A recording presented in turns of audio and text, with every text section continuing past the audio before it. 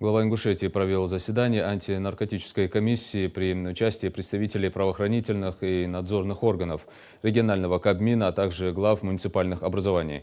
Ключевой темой обсуждения стали дополнительные меры по повышению эффективности антинаркотической работы в молодежной среде. Руководитель региона выразил обеспокоенность состоянием здоровья молодого поколения.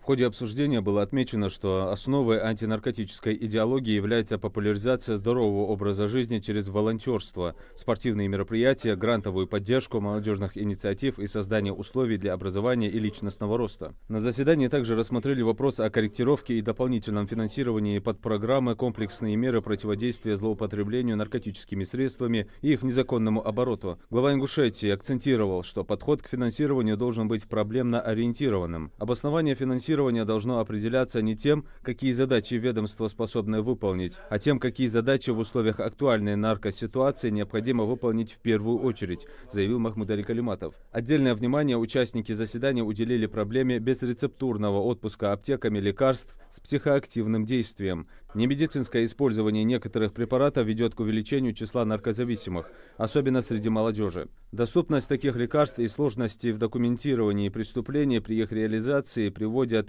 к активному распространению. Эта ситуация требует серьезного внимания со стороны правоохранительных и контрольных органов, резюмировал руководитель региона. По итогам заседания даны соответствующие поручения профильным ведомствам.